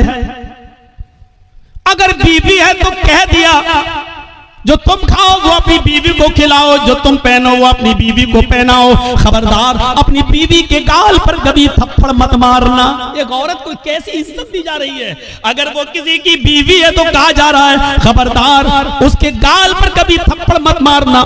गाल पर थप्पड़ मारने का मतलब ये नहीं है कि गाल पर न मारो, पीठ पे खूब ठोको। क्या मौलाना साहब तो कह रहे हैं गाल पे मत मारो, इसका मतलब गाल के अलावा जहां चाहो वहां मार सकते हो। गाल को बोलने का मतलब यह है कि सबसे ज्यादा नाजुक हिस्सा ये गाल होता है, यहां मारेंगे हो सकता है कि उसने अपने आप को बचाया और आंख में हाथ लग जाए, उंगली चली जाए और उसकी आंख फूट जाए। तो जब इतने नाजुक जगह पर मारने का हक नहीं दिया है तो औरत को मारने का मतलब यह ना गाल पर कि कहीं ना मारो। किसी कंडीशन में दिया है इजाजत, हम उस तरफ अभी नहीं जाना चाहते हैं, परमिशन दी है किसी कंडीशन में, लेकिन उसमें भी इतने एहतियात के साथ कि तुम हल्की फुल्की मार मार सकते हो, वो भी तब जब आपकी बीवी आपके मना करने के बावजूद और पंचायत का फैसला मानने के बावजूद भी आपके अलावा किसी दूसरे मर्द को अपने बिस्तर पे बुलाती है और उसके साथ रंग रलियां मनाती है और समझाने के बावजूद भी नहीं मानती है। तो अब एक आखिरी रास्ता यह है कि उसको हल्की फुल्की मार मार सकते हो, लेकिन उस वक्त भी गाल पर नहीं, और इतनी भी नहीं कि पीठ पर लकड़ी और डंडों के निशान बन जाएं, इतना भी नहीं। और जब आपकी इस मार से भी वो रास्ते पे ना आए, तब आप तलाक के बारे में सोचें और उसमें भी मोहलत दी कि डायरेक्ट 3 तलाक़ें मत दो, तलाक तलाक तलाक, डायरेक्ट उसको बंदूक की 3 गोली उसके ऊपर मत धमक दो कि बेचारी की जान ही चली जाए। उस कंडीशन में भी बताया कि उसको 1 तलाक दो जब वो हालत तोहर में हो, पाकी की हालत में हो, और फिर सोचने और समझने का मौका दो। और फिर जब वो दूसरा महीना आए और फिर वो दूसरे महीने तक नहीं मानती है, फिर भी हरकतें कर रही है, और दूसरे महीने में जब वो हालत तोहर में हैज से पाक हो जाए, तब आप उसको दूसरी तलाक दे सकते हो। ये बहुत लंबा एक अरसा हो, यानी इतना मौका दिया है कि एक कमजोर दिल की औरत डर जाएगी नहीं, इतना अब तो आखिरी रह गई है। तीसरे महीने में जहां तीसरी तलाक दी, हम हमेशा के लिए हराम हो जाएंगे, मेरे बच्चों का क्या होगा, ये सोचने और समझने का पूरा मौका दिया है। इससे पहले अगर वो मान जाती है तो आप भी मान जाओ और उसको अपनी बीवी की शक्ल में कबूल कर लो, स्वीकार कर लो। मेरे भाइयों, बहुत संजीदा मजहब है इस्लाम। इस्लाम के अंदर पूरे के पूरे दाखिल होने का मतलब ही यह है कि उसने जिन कामों के करने का हुक्म दिया उन कामों को करो, और जिन कामों से रोकने का हुक्म दिया उनसे रुक जाओ। यही है इस्लाम। हजरत मुआज इब्न जबल फरमाते हैं कि अल्लाह के नबी सल्लल्लाहु अलैहि वसल्लम ने मुझे 10 बातों की नसीहत फरमाई, मुझे 10 बातों की वसीयत फरमाई। मुस्नद अहमद के अल्फाज हैं। इस हदीस को इमाम अहमद ने अपनी मुस्नद के अंदर नकल किया है और अल्लामा अलबानी रहमतुल्लाह अलैह ने इसको हसन करार दिया है। फरमाया, अल्लाह के नबी सल्लल्लाहु अलैहि वसल्लम फरमाते हैं, हजरत मुआज इब्न जबल फरमाते हैं कि औसानी रसूलुल्लाह सल्लल्लाहु अलैहि वसल्लम बिअशरी कलिमात, कि अल्लाह के नबी सल्लल्लाहु अलैहि वसल्लम ने मुझे 10 कलिमात की, 10 बातों की वसीयत फरमाई। ऐ मुआज, ये 10 काम तुम कर लो, ये 10 काम तुम्हें हर हाल में करना है। मेरे भाइयों, मैं तशरीह करता हुआ चलूंगा, लेकिन शायद मैं 10 तक न पहुंच पाऊं, इसलिए कोशिश करूंगा कि कम से कम 5 चीजें तो आपको बता ही दूं। अल्लाह के नबी सल्लल्लाहु अलैहि वसल्लम ने 10 चीजों की वसीयत फरमाई और 10 चीजों में पहला नाम ये लिया, ऐ मुआज ला तुशरिक बिल्लाहि शैअन इन कुतिलता हुर्रिकता। ऐ मुआज, तुम कभी किसी भी हाल में अल्लाह के साथ शिरक मत करना, अल्लाह के साथ किसी को शरीक मत ठहराना, अल्लाह के साथ कभी किसी भी हाल में किसी को शरीक मत करना। इन कुतिलता औ हुर्रिकता, अगरचे तुम्हें कत्ल कर दिया जाए या तुम्हें आग में जला दिया जाए। अरे भाई, 1 घंटा हो गया बोलते हुए, अब तो बैठ जाओ सही से, लगता है स्प्रिंग लगा हुआ है आपके। कुतिलता, अगरचे कत्ल कर दिया जाए। शिर्क बड़ी अजीब चीज है। शिर्क अरबी में शिर्क है, और इसी को अगर हिंदी में कहें तो बहु ईश पूजा, बहुदेववादियत, बहुत सी देवी और देवताओं पे आस्था रखना, बहु ईश पूजा, एक ईश्वर को छोड़कर बहुत से खुदा बना लेना, इसी को शिर्क कहा जाता है।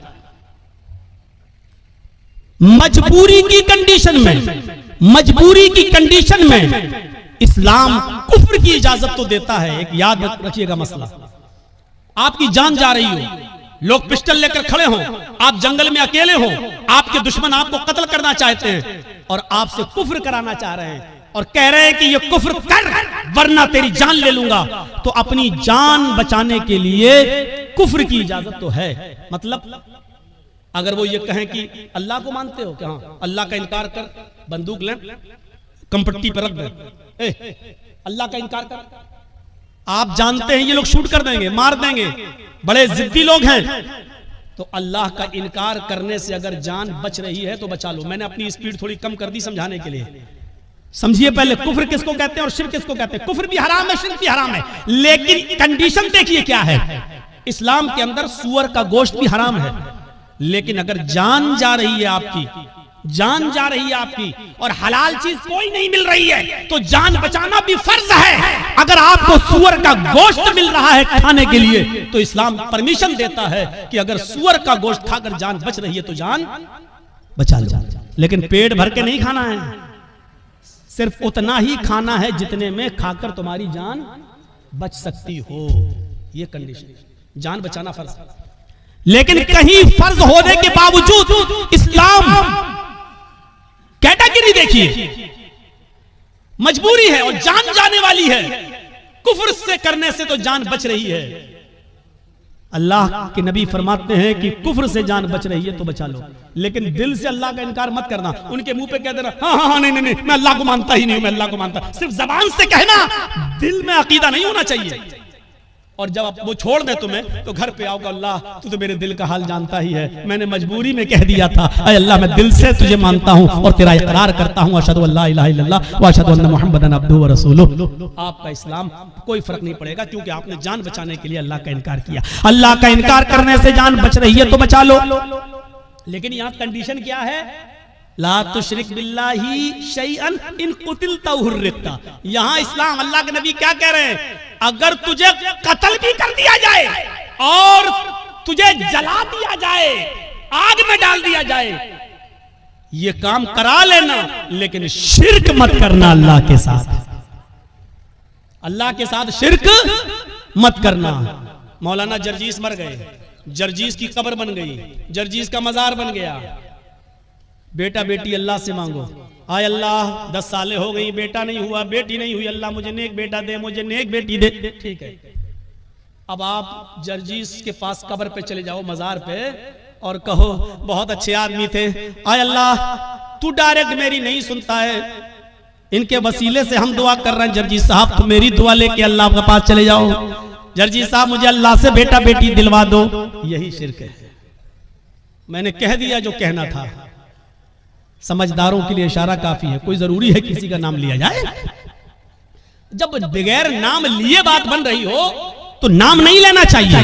मेरे भाइयों, मैंने अपना नाम ले लिया और क्लियर कर दिया, ये शिर्क है कि अल्लाह को छोड़कर किसी और को पुकारा जाए, किसी और से मांगा जाए। इज़ा सअलता फसअलिल्लाह, सवाल करो तो अल्लाह से, व इज़ा इस्तअनता फस्तईन बिल्लाह, और जब मदद तलब करो तो अल्लाह से। मेरे भाइयों, कोई कंपट्टी पर बंदूक रखकर ये कहे कि मैं पूरी कौम का सरदार हूं, मुझे सजदा कर, मेरे सामने झुक, मेरे सामने सजदा कर, या मेरे सरदार को सजदा करो, ये मेरे सरदार हैं, तो अल्लाह का इनकार करके जान बच रही है तो बचा लो। लेकिन अगर किसी को सजदा करके जान बच रही है तो यहां इस्लाम आपको जान बचाने की इजाजत नहीं देता, सजदा करने की इजाजत नहीं देता। यहां कहा है अल्लाह के रसूल ने, आए माज शिर्क मत करना, अल्लाह का इनकार करके जान बच रही है तो बचा लेना, लेकिन अगर अल्लाह के अलावा किसी गैर को सजदा करना पड़े तो किसी गैर के सामने सर झुकाकर अपनी जान मत बचाना। अगर वो तुम्हें मारना चाहे तो मार दें, कुतिलता कत्ल करना चाहे तो कत्ल कर दें, और रिक्ता जलाकर आग में डालकर तुम्हें कोयला बनाना चाहे तो बना दें, राख करना चाहे तो कर दें। ये अपने जिस्म को दुनिया में करा लेना, लेकिन किसी गैर के सामने सजदा मत कर। अब आप समझ गए कितनी इंपॉर्टेंट बात है। अब हर मुसलमान गौर करे कितना % मुसलमान है। पहले तो ये गौर करे कि वो मुसलमान है या नहीं, फिर ये गौर करे है तो कितना %, कितना % वो मुसलमान है। मुझे तो नहीं लगता कि कोई आदमी 10% भी कह सके कि मैं 10% भी मुसलमान हूं। आगे आने वाले वाकयात, अभी हम चल रहे हैं आपकी तरफ। मेरे भाइयों, अकल भी नहीं मानती इस बात को। आप बताइए, आप यहां रहते हो भुलकी में, और आपकी बीवी भुलकी में रहती है, और आप मेहनत करने दिल्ली गए, और दिल्ली में कोई आदमी मेहनत कर रहा है, यहां से आया बेचारा, और वो घूमने आया, आप ही के गांव का है, भुलकी का। अब आपने दिल्ली में एक साड़ी खरीदी 5000 की, 10,000 रुपए की खूबसूरत साड़ी खरीदी, और खूबसूरत साड़ी उसके हाथ में देकर कहा कि भाई तुम तो भुलकी जा रहे हो ना, उत्तर दिनाजपुर मेरे गांव में जा रहे हो ना, ऐसा करो कि ये साड़ी मेरी बीवी को दे देना। शौहर ने मेहनत की, मजदूरी की, अच्छा कमाया, और उसके बाद एक साड़ी खरीद कर अपने दोस्त को दी और कहा कि मेरे गांव में जाना और मेरी बीवी को दे देना। दोस्त घर पे आया, दरवाजे को दस्तक दी, बीवी ने दरवाजा खोला, आइए बैठिए। क्या हुआ? आपके हस्बैंड ने आपके लिए साड़ी भेजी है, उसने साड़ी दी, ओह इतनी खूबसूरत साड़ी, आइए आइए बैठिए चाय पी के जाइए। उसने दरवाजे खोले। अब हकीकत क्या है, उस औरत को तारीफ किसकी करना चाहिए, शौहर की या साड़ी देने वाले की? आपकी अकल भी कहेगी यार जिसने साड़ी भेजी है उसकी तारीफ, कितने अच्छे हैं मेरे शौहर, देखो इतनी दूर से भी मुझसे कितना प्यार करते हैं और मुझे कितना मानते हैं, मेरा ख्याल रखते हैं, साड़ी भेजी। अब वो औरत बजाय शौहर के तारीफ करने के अपने दिल के सारे दरवाजे इस साड़ी लाने वाले के लिए खोल दे। एक्सक्यूज मी, आइए चाय पी लीजिए, आप कितने अच्छे हैं, आप हमारे लिए साड़ी लेके आए हैं, चलिए कहीं डेट पे चलते हैं, चलिए कहीं घूमने चलते हैं। उसी की तारीफ के पुल बांधने लगे। और शौहर को अगर पता चल जाए दिल्ली में बैठे हुए आज के इस कंप्यूटराइज्ड दौर के अंदर कि कमबख्त साड़ी मैंने भेजी और बेगैरत दिल दे बैठी साड़ी देने वाले को, वहीं से मोबाइल करेगा, फोन की घंटी बजेगी, बीवी उठाएगी, कुछ सुनेगा नहीं, कहेगा तलाक तलाक तलाक। कम बखत साड़ी मैं भेजू तारीफ दूसरे की कर रही है, साड़ी मैं भेजू घूम रही दूसरे के साथ। अल्लाह ने नबियों को भेजा, रसूलों को भेजा, पीरों को, वलियों को भेजा कि जाओ तुम मेरे दीन का प्रचार करो और इस्लाम की और तौहीद की दावत को बुलंद करो। बजाय इसके कि हम अल्लाह की हमदो सना बयान करें, उसी को मुश्किल कुशा माने, उसी को हाजत रवा समझें, अब हम अल्लाह को छोड़कर कहें कि तुम्हारे दर पे आया हूं, झोला झोली भर के जाऊंगा वरना मर के जाऊंगा। तो मेरे भाइयों, इससे बड़ी बेगैरती की बात क्या हो सकती है? जैसे एक शौहर अपनी बीवी की बेगैरती बर्दाश्त नहीं कर सकता, ऐसे ही अल्लाह भी इस बेगैरती को बर्दाश्त नहीं कर सकता कि बंदा मुझे छोड़कर मेरे ही हम ही तुम्हारे जैसे बंदों से मांगे। अरे तुमको खाने की जरूरत पड़ती है, उनको भी पड़ती है, तुम पीते हो वो भी पीते हैं, तुमको बुखार आता है उनको भी आता है, तुम्हें सर में दर्द होता है उनको भी सर में दर्द होता है, तुमको पेशाब पायखाने की जरूरत होती है उनको भी होती है। वो खुद हमारी रोजी रोटी के मोहताज हैं, वो खुद हमारे मदद के मोहताज हैं, वो तुम्हारी मदद क्या करेंगे? मेरे प्यारे साथियों, इस चीज को समझ लीजिए तो इस्लाम के अंदर पूरे के पूरे आप दाखिल हो जाएंगे। तो पहली चीज यहीं पर स्टॉप, ला तुशरिक बिल्लाहि शयअन इन कुतिलता व हुर्रिकता। पहली चीज काट दिया जाए, टुकड़े टुकड़े कर दिया जाए या जला दिया जाए, अपने आप को जला लेना, कटवा लेना, लेकिन गैरुल्लाह को सजदा न करना, शिर्क मत करना, पहली चीज। दूसरी चीज, आइए नौजवानों तुम्हारे लिए बेहतरीन चीज, वला तउक़न्न वालिदैक व इन अमराका अन तख़रुज मिन अहलिका व मालिक। कभी किसी भी हाल में अपने पेरेंट्स की, अपने माँ बाप की नाफरमानी मत करना, उनके साथ बुरा सलूक मत करना, उनका दिल कभी मत दुखाना। आगे वाले जुमले मेरे भाइयों हमारी आंखें खोल देंगे। वही नमराका अन तख़रुज मिन अहलिका व मालिक, अगर जब तुम्हें तुम्हारे वालिदैन, तुम्हें तुम्हारे माँ और बाप दोनों तुम्हारे घर से, अपने घर से नहीं, वो तो घर है ही, तुमने मेहनत करके जो घर कमाया है और बनाई है बिल्डिंग, और तुमने जो शादी की है, अगर वो तुम्हें हुक्म दें कि तुम अपने घर से निकल जाओ, तो अपने बाप का हुक्म मानते हुए तुम्हें अपना घर छोड़ना पड़ेगा। वो अहल, अगर वो कहें कि तुम अपने अहल वयाल, बीवी बच्चों को भी छोड़ दो और भागो यहाँ से, तो तुम्हें अपने माँ बाप की बात मानकर अपने बीवी बच्चों को भी छोड़ना पड़ेगा। ये एक अलग मसला है कि अगर बाप गलती पर हो और बेटे की गलती ना हो। मैं अभी इस तरफ नहीं जाना चाह रहा हूं, मैं सिर्फ ये बताना चाहता हूं कि माँ बाप का मकाम कितना बड़ा है और वालिदैन की अहमियत कितनी बड़ी है। अल्लाह के नबी कह रहे हैं, घर तुम्हारा, तुमने मेहनत करके कमाया बनाया, ठीक, लेकिन अगर तुम्हारे बाप कहे जर्जीस जाओ यहां से, जर्जीस को अपनी कमाई वाला घर छोड़ना पड़ेगा बाप का हुक्म मानते हुए। ये तुम्हारी बीवी बड़ी नाफरमान है, अल्लाह की नाशुक्री है, छोड़ो इसको, चलो, हमें छोड़ना पड़ेगा। और इसकी एक मिसाल मैं आपको देना चाहता हूं, जरा सुनिएगा। हजरत इब्राहिम अलैहिस्सलातु वस्सलाम अपने बेटे इस्माईल अलैहिस्सलातु वस्सलाम से मुल्क शाम में मिलने के लिए गए। दरवाजे को दस्तक दी, उनकी बीवी ने दरवाजा खोला। जरा सुनिएगा, बड़ा दिलचस्प वाकया है, मैंने आहिस्ता स्पीड कम कर दी है ताकि आपको समझाऊं। इब्राहिम अलैहिस्सलाम अपने बेटे से मिलने गए, दरवाजे को दस्तक दी, बहू ने, बेटे की बीवी ने दरवाजा खोला, और जैसे ही दरवाजा खोला तो क्या देखती है, सामने एक बूढ़ा आदमी खड़ा है। अस्सलाम वालेकुम, का वालेकुम अस्सलाम। कहा मुझे इस्माईल से मिलना है।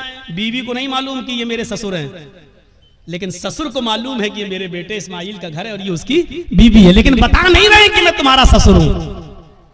कहा कि बेटी मुझे तुम्हारे हस्बैंड से मिलना है, मुझे तुम्हारे शौहर से मिलना है। कहा कि वो तो जंगल में शिकार करने गए हैं घर में खाने पीने को कुछ नहीं था, इसलिए वो जंगल में चले गए, शिकार करके लाएंगे, शाम को गोश्त आएगा तब हांडी पकेगी। अच्छा ऐसे हालात है तुम्हारे घर के? का बहुत बुरे हालात हैं, गौर करना जुमले पर। हाँ बहुत बुरे हालात हैं। बेटी तुम्हारे घर की गुजर बसर कैसी चल रही है? तो जवाब दिया बहुत बुरी, भूखमरी की नौबत है। सुबह खाने को मिल जाता है तो शाम को भूखे सोते हैं, और शाम को अगर खा लेते हैं तो सुबह भूखे उठते हैं और शाम तक कुछ नहीं मिलता। बहुत बुरी कंडीशन है मेरे घर की।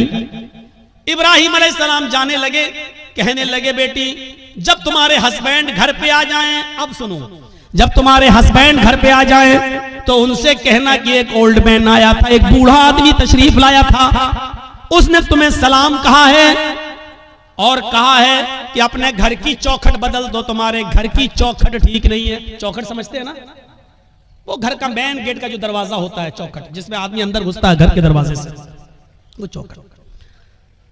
अपने हस्बैंड से कहना कि तुम्हारे घर की चौखट अच्छी नहीं है, ठीक नहीं है, इसको बदल दो। ये कहकर इब्राहिम अलैहिस्सलाम चले गए और उनकी बीवी घर की चौखट देख रही है। ये बुढ़ा सटिया गया क्या? ये बुढ़े को पागल है क्या? कितनी अच्छी चौखट है, मजबूत चौखट है, गर्मियों में हवा आती है, सर्दियों में धूप आती है, और कह रहा है कि तेरी चौखट खराब है। ये बुढ़ा सटिया गया। शाम को जब इस्माइल अलैहिस्सलाम घर पे आए, और नौजवानों सुनो, अपने माँ बाप को खून के आंसू रुलाने वालों, अपनी माँ को रुलाने वालों, अपने बाप को सताने वालों, सुनो। इब्राहिम अलैहिस्सलाम का बेटा इस्माइल जब घर पे आया गोश्त लेकर, बीवी बनाने लगी, वो बनाते बनाते कहने लगी इस्माइल आज एक बुढ़ा आदमी आया था। इस्माइल अलैहिस्सलाम ने कहा अच्छा कोई जरूरत रही होगी बेचारे को? कहा नहीं, उसने तुम्हें सलाम कहा है, समझ गए कि सलाम अगर कहा है तो वो मेरा बाप है। अच्छा ऐसी ऐसी शक्ल थी? जी। बूढ़ा आदमी आया था? जी। सलाम कहा मुझे? जी। कहा अच्छा और क्या कहा? कहा उसने मुझसे कि अब जब तुम्हारे शौहर घर पे आ जाएं, हस्बैंड घर पे आ जाएं, तो उनसे कहना कि तुम्हारे घर की चौखट ठीक नहीं है, उसको बदल दो। बुढ़ा सटिया गया था। इस्माइल अलैहिस्सलाम ने कहा अच्छा उसने कुछ पूछा था तुमसे?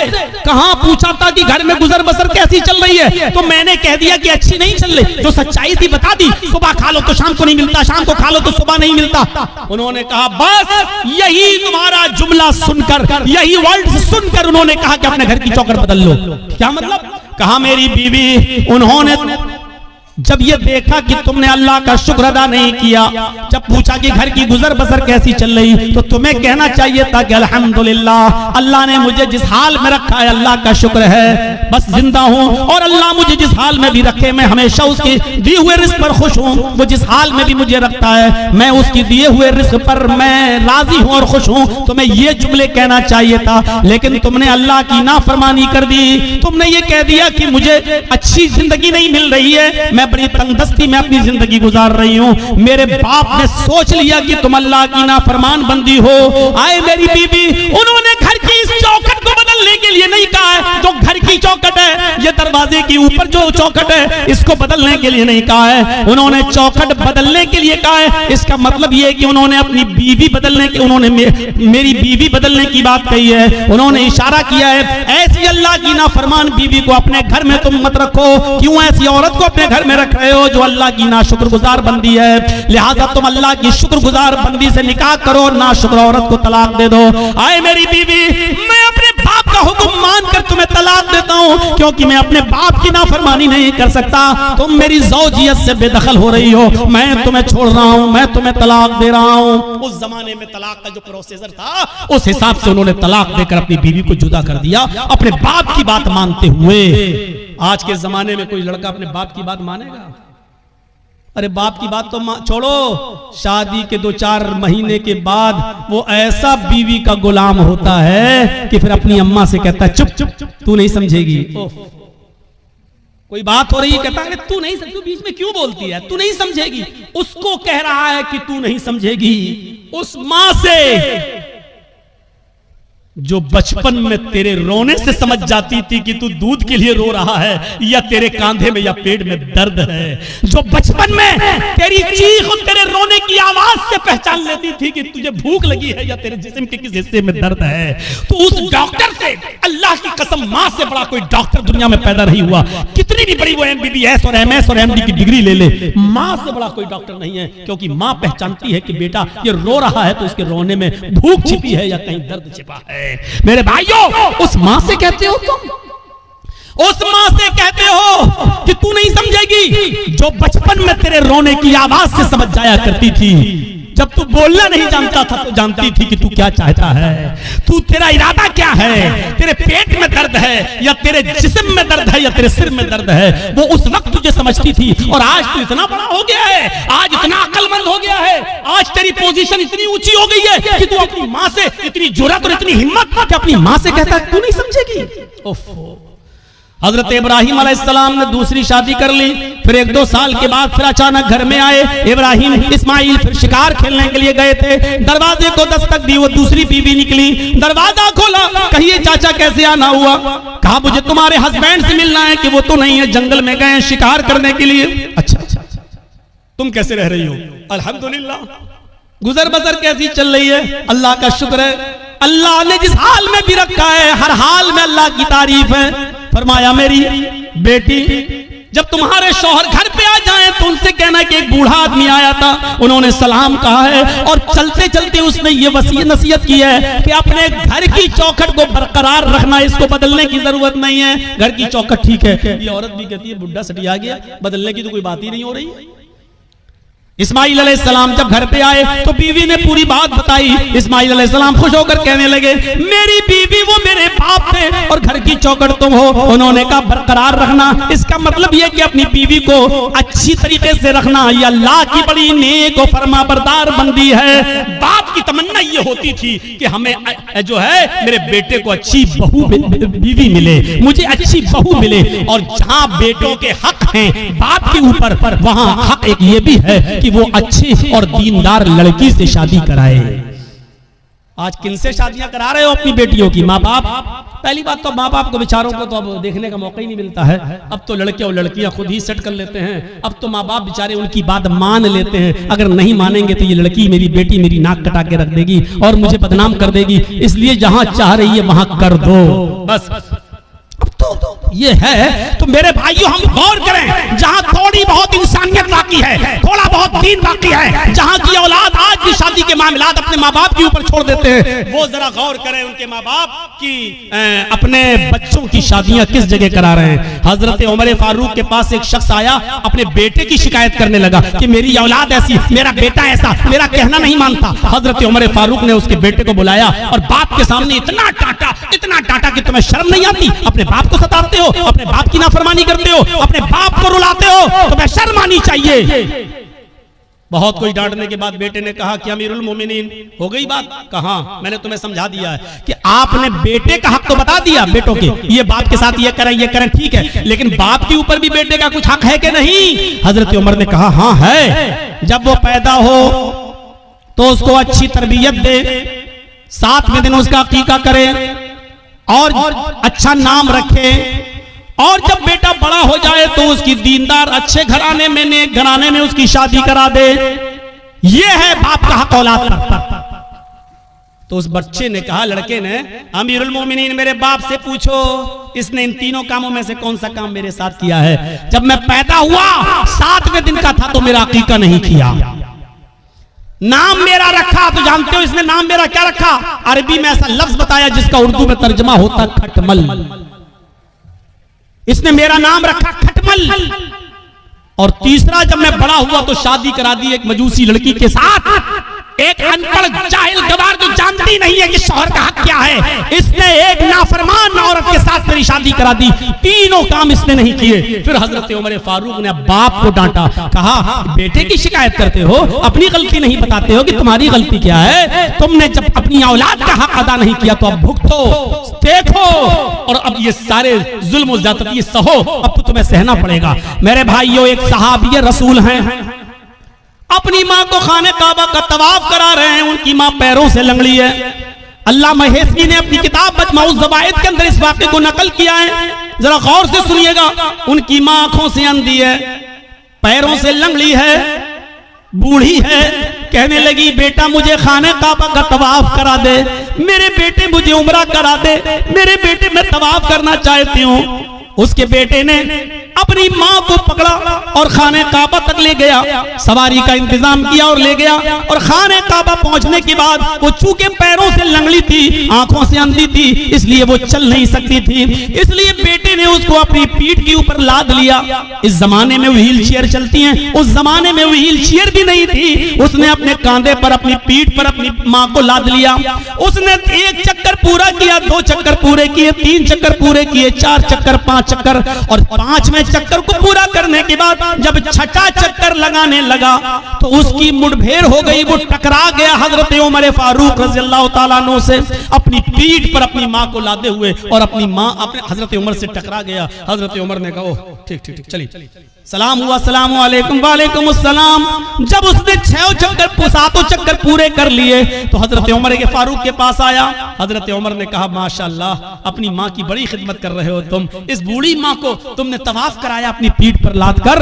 ये हंसते हुए कहने लगा अमीरुल मोमिनीन, मेरी माँ आंखों से अंधी है, इसलिए बर्तन में खुद धुल देता हूँ। मेरी बीवी नहीं है, मेरी माँ इसी कपड़ों में लैट्रिन और पेशाब कर लेती है, इसलिए कि वो लंगड़ी है, वो चल नहीं पाती है, और जब मैं घर पे नहीं होता हूँ तो इसी में वो गंदगी कर लेती है। अमीरुल मोमिनीन, मैं अपनी माँ का पेशाब और पैखाना भी साफ करता हूँ, अपने माँ के कपड़े भी धुलता हूँ, और आज मेरी माँ ने कहा कि मुझे तवाफ करा दे तो मैं उसको यहाँ तक ले आया और मैंने अपनी पीठ पर लाद कर अपनी माँ को तवाफ भी करा दिया। ऐ अमीरुल मोमिनीन, क्या मैंने अब भी अपनी माँ का हक अदा नहीं किया? क्या मेरी जिम्मेदारी पूरी हो गई? क्या मैंने अपनी माँ का हक अदा किया या नहीं? हजरत उमर फारूक की आंखों में आंसू आ गए और रोते हुए कहने लगे चलो यार, जाओ अपने घर और अल्लाह की इबादत में अपनी जिंदगी गुजारो। उसने पीछा करते हुए कहा अमीरुल मोमिनीन, मैंने मसला पूछा है, आपको जवाब देना होगा। फरमाया क्या पूछते हो? कहा ये बताओ, मैं पेशाब साफ करूं, पैखाना साफ करूं, अपने माँ के कपड़े धुलूं, अपने हाथ से खाना बनाऊं, अपने हाथ से माँ को खाना खिलाऊं, अपनी पीठ पर लाद कर मैं खाने काबा का तवाफ कराऊं, परिक्रमा कराऊं, क्या इसके बाद भी मैंने अपनी माँ का हक अदा किया या नहीं किया? हजरत उमर कहते हैं सुन, जब तुझे तेरी माँ जन रही थी, जब तुझे तेरी माँ पैदा कर रही थी, जब अपने पेट से तुझे बाहर कर रही थी, उसको जो दर्द हो रहा था, जो लीवर पेन हो रहा था, उसको जो दर्द हो रहा था तुझे जनते वक्त, तुझे पैदा करते वक्त, और उस दर्द में जो उसने पहली आह निकाली, जो उसने दर्द में पहली आवाज निकाली, आह, उसने अपनी जबान से जो पहला जुमला अदा किया, आह, जो उसने आह की आवाज निकाली, आए मेरे दोस्त, अभी तो तूने अपनी माँ की पहली आह का भी हक अदा नहीं किया, तू उसकी पूरे जीवन का और पूरी लाइफ का और पूरी जिंदगी का हक अदा क्या करेगा? अभी तो तूने उसकी पहली चीख का भी हक अदा नहीं किया, उसकी जिंदगी के हक के बारे में पूछता है क्या अदा हो गया? अभी तो एक आह का भी हक अदा नहीं हुआ। ये है माँ का मकाम, ये है माँ का मर्तबा, ये है माँ का दर्जा। अगर आप नमाज पढ़ते हैं लेकिन आपकी माँ आपसे खुश नहीं है तो बेकार है आपकी नमाज। आप रोजा रखते हैं, आपकी माँ आपसे नाराज है तो बेकार है आपके रोजे। आप कितनी भी इबादतें कर लें, कितनी भी अल्लाह की पूजा पाठ कर लें, कितनी भी कुरान की तिलावत कर लें, लेकिन आपके माँ और बाप आपसे नाराज है तो आपकी इबादतें आपके मुंह पे मारी जा रही। इबादत भी शर्त के साथ होती है। डॉक्टर दवा देता तो परहेज भी बताता है। अल्लाह ने कहा है नमाज पढ़ो तो ये भी कहा है कि इसके साथ साथ ये भी करो। मेरे भाइयों, रमजान का महीना आ रहा है, रोजा रखने से पहले सोच लेना कि तुम्हारे माँ बाप तो तुमसे नाराज नहीं है। नमाजें पढ़ते हो तो सोच लेना, सर्दियों में दिसंबर और जनवरी की सख्त सर्दी में उठकर ठंडे पानी से वुजू बनाकर तहज्जुद पढ़ते हो और माँ बाप नाराज है तो सोच लेना कि तुम्हारी ये रात की इबादत अल्लाह कबूल करेगा या नहीं करेगा। इन चीजों पर जरा गौर करना। 2 चीजें हो गई, तीसरी चीज पर आइए। हर एक चीज ऐसी है कि जिस पर 2-2 घंटे बोला जा सकता है, लेकिन मैं मुख्तसर करते हुए आगे चल रहा हूं। तीसरी चीज पर गौर कीजिए।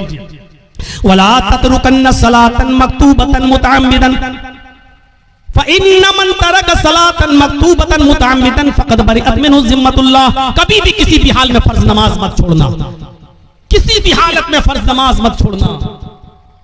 अगर फर्ज नमाज छोड़ दी तो अल्लाह की जिम्मेदारी हट जाएगी, अल्लाह की जिम्मेदारी से निकल जाओगे, अल्लाह की कोई गारंटी नहीं तुम्हारी जिंदगी की। ओफो क्या जबरदस्त पॉइंट।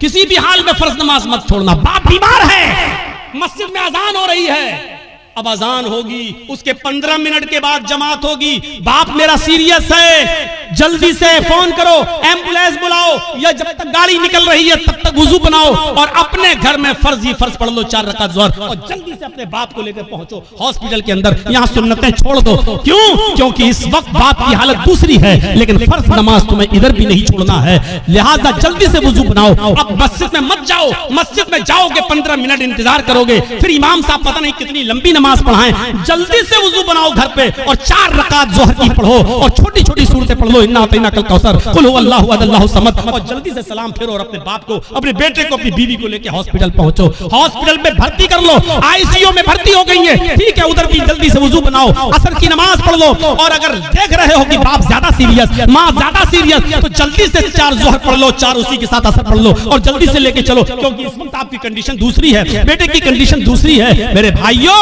लेकिन नमाज आपको इस कंडीशन में भी पढ़नी है, छोड़नी नहीं है। हालत तंदुरुस्ती में और अच्छी खासी हालत में छोड़ देने वालों, इस्लाम के अंदर पूरे के पूरे दाखिल हो। कहते हो मौलाना साहब रोजी नहीं आ रही, रोजी आएगी कैसे? रोजी की दुआ तो अल्लाह ने नमाज में बताई है। जब एक सजदा करके उठते हो और दूसरे सजदे में जाते हो तो सजदे, दोनों सजदों के दरमियान बैठकर जो दुआ पढ़ते हो मेरे भाइयों, सबसे अफजल और सबसे अच्छी दुआ तो मुस्लिम शरीफ की हदीस की ये है, रब्बिग़फिरली रब्बिग़फिरली, अल्लाह मेरी मग़फ़िरत फरमा, अल्लाह मेरी मग़फ़िरत फरमा। लेकिन मेरे भाइयों अबू दाऊद और सुनन नसई की दीगर दूसरी रिवायतों में ये दुआ भी आई है कि बैन सजदतैन, सजदों के दरमियान जो दुआ पढ़ी जाती है वो है अल्लाहुम्मा ग़फ़िरली वरहमनी वहदिनी वआफ़िनी वरज़ुक़नी। देखिए सजदे में जो दुआ पढ़ी जा रही है उसमें आप रिज़्क़ भी मांग रहे हैं, अल्लाहुम्मा ग़फ़िरली वरहमनी वहदिनी वआफ़िनी वरज़ुक़नी, अल्लाह मुझे रिज़्क़ हलाल दे। आपने ज़ोहर की 10 रकातें पढ़ी, 10 बार आपने कहा वरज़ुक़नी। आपने फजर की 4 रकातें पढ़ी, 2 सुन्नत 2 फर्ज, आपने 4 मरतबा कहा वरज़ुक़नी, अल्लाह मुझे रिज़्क़ हलाल दे। आपने असर की, अगर मस्जिद में पहले पहुंच गए तो 4 सुन्नत और 4 असर फर्ज पढ़ ली तो 8 रकातें पढ़ी, 8 मरतबा आपने कहा वरज़ुक़नी। मगरिब में 5 मरतबा आपने कहा वरज़ुक़नी। इशाम में कम से कम 7 रकातें हैं, 4 फर्ज 2 सुन्नत और 1 वित्र, आपने 7 मरतबा कहा वरज़ुक़नी। गौर करो, जो इतनी बार अल्लाह से रिज़्क़ मांगेगा, रोजी मांगेगा, अल्लाह उसको मायूस करेगा, अल्लाह उसको निराश करेगा, अल्लाह उसको नाउम्मीद लौटाएगा? नहीं। तो आपको रिज़्क़ हलाल मांगने की दुआ अल्लाह ने बताई है और वो है नमाज। नमाज ही नहीं पढ़ोगे, अल्लाह से मांगोगे ही नहीं, तो अल्लाह क्यों देने लगा तुम्हें? और देगा भी तो ऐसे ही देगा। 5000 कमाया, घर पे आए, बेटा बीमार, डॉक्टर ने कह दिया आईसीयू में रखा जाएगा, खर्च करो 50,000, कमाया 10,000, घुस गया 50,000। क्यों?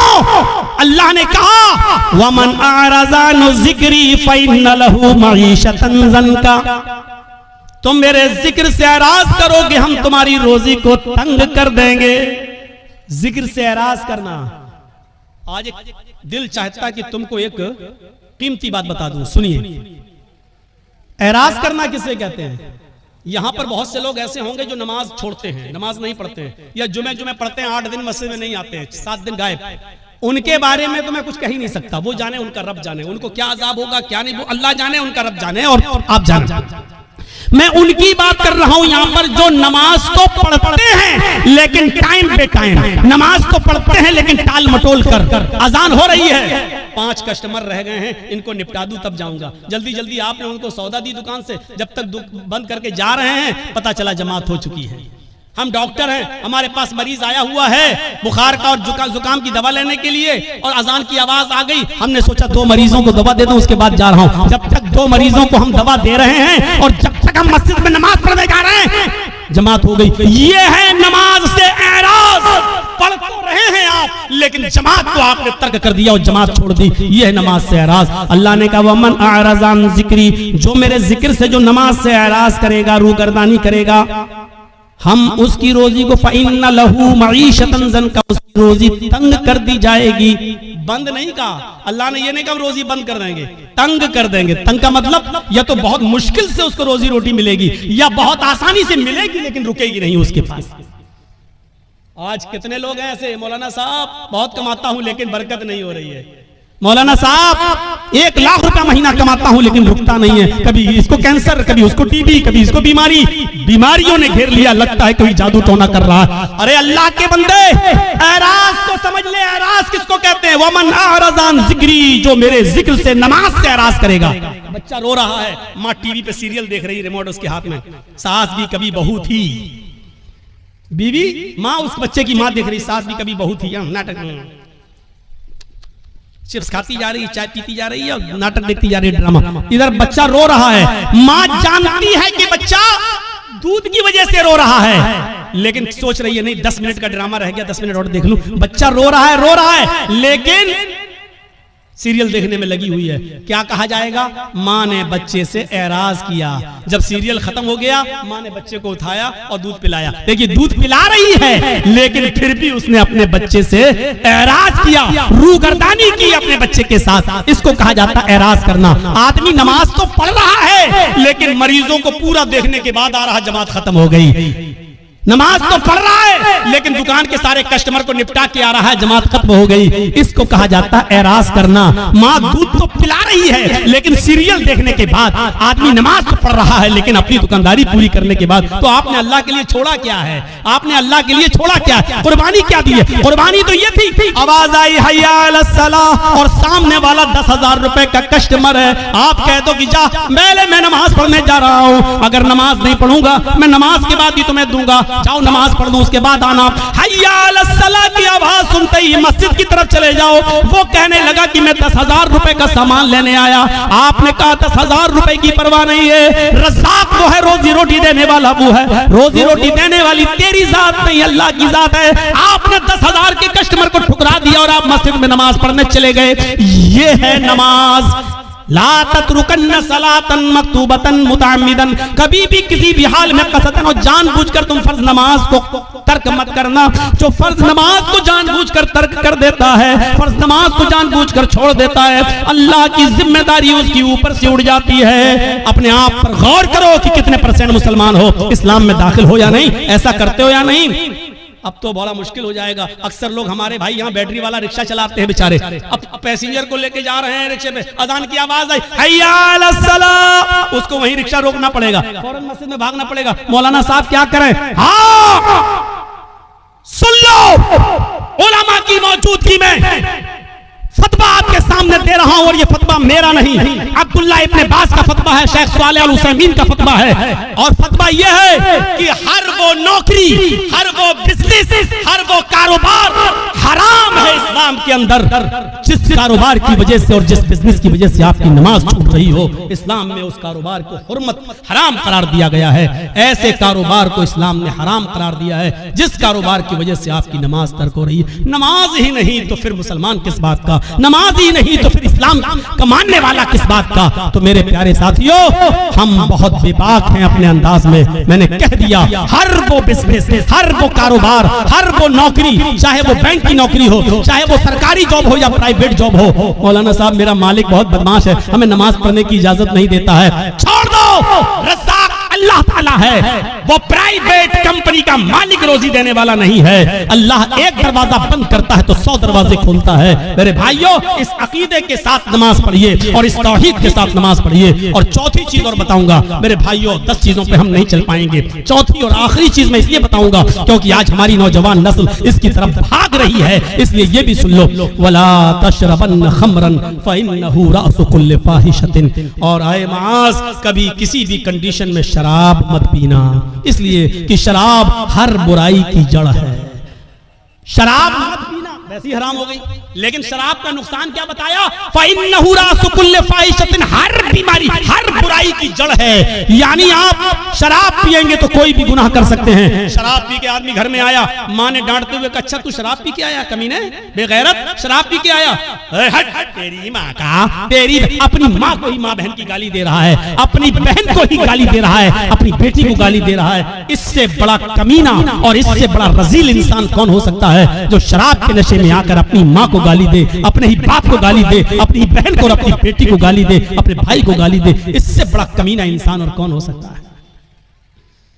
मैंने खुद दिल्ली के अंदर देखा है, नाली में पड़ा, बीच सड़क पे पड़ा, पुलिस वाले लाठी मार के हटा रहे, अरे यहाँ मंत्री की गाड़ी जाने वाली कमीना, हंसते हुए कहता कौन मंत्री, ओधी मोदी सब मेरे बाप के नौकर हैं, शराब पे नशे में।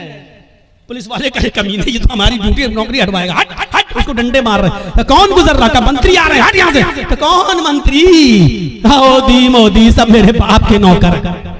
शराबी की नजर में कोई किसी की हैसियत नहीं होती, बड़ी से बड़ी शख्सियत भी उसके सामने जीरो होती है। क्यों? क्योंकि उसने जो चीज पी है उसने उसकी अकल को खराब कर दिया, उसकी अकल को ढांप लिया, इसलिए उसकी नजर में बड़ी से बड़ी शख्सियत भी कुछ नहीं होती है। जब शराब हराम नहीं हुई थी, जब शराब हराम नहीं हुई थी तो नबी के चचा हजरत हमजा ने शराब पी ली थी, और एक गाना गाने वाली के गाने के जोश में आकर उसने कहा अला या हमजा लिशुर्फिन नवा, आए हमजा तू तो मोटी ऊंटनियों के लिए है। हजरत अली की ऊंटनी वहीं पर चल रही थी, चारा घास खा रही थी, हजरत हमजा को जोश में चढ़ा दिया कि ये ऊंटनी का कलेजा हमें मिल जाए तो कितना अच्छा। और गाने वाली थी और हमजा शराब के नशे में थे, उठाई तलवार, खंजर ऊंटनी का पेट चाक किया और कलेजा निकाल के लाए, उसको दे दिया, ले। हजरत अली आए, कहा ये तुमने क्या किया, मेरी ऊंटनी, अरे जा हट यहाँ से। शराब के नशे में हजरत अली को भगा दिया। हजरत अली ने अल्लाह के नबी से शिकायत की, अल्लाह के रसूल उनके साथ आए, जब आए कहा चचा ये क्या कर दिया तुमने, अली की ऊंटनी को खंजर मार के मार डाला, उसका कलेजा निकाल लिया। हजरत हमजा शराब के नशे में थे, बुखारी की रिवायत, हजरत हमजा शराब के नशे में अल्लाह के रसूल से कह रहे चल हट, तू तो मेरे बाप का नौकर है, तू तो मेरे बाप का गुलाम है। मेरे भाइयों, शराब के नशे में जब एक शख्स मोहम्मद रसूलुल्लाह को ऐसा कह सकता है तो इसका मतलब यह है कि शराब छोटे और बड़े की तमीज को भुला देती है। शराब इंसान के अंदर से इज्जत, रिस्पेक्ट और अदब को खींच लेती है। इसलिए नौजवानों, शराब जैसी मनहूस चीज को अपने मुआशरे से दूर रखिए, अपने समाज से दूर रखिए। आपको मालूम एक सुनन नसई का वाक़या सुनाकर अपनी बात को खत्म कर दूंगा। मेरे भाइयों जरा सुनिएगा सुनन नसई की रिवायत। एक औरत बेवा थी उस जमाने में, पुराने जमाने की बात। हजरत उस्मान इस हदीस के रावी हैं, फरमाते हैं कि एक औरत का शौहर मर गया। औरत बड़ी खूबसूरत थी, उसकी नौकरानी को, लौंडी को उसकी बदजनी के बारे में मालूम था। वो नौजवान लड़कों को तलाश करती रहती थी और अपना इरादा जाहिर करके उनसे गलत काम करवाती थी। एक दिन नौकरानी ने बताया कि एक नौजवान है, बड़ा नेक है, नमाजी है, बहुत बड़ी इबादत गुजार है, बहुत शरीफ है, लेकिन बड़ा खूबसूरत है। कहा कि उसको बुला कर लाओ। नेक आदमी, बहुत नेक इबादत गुजार आदमी।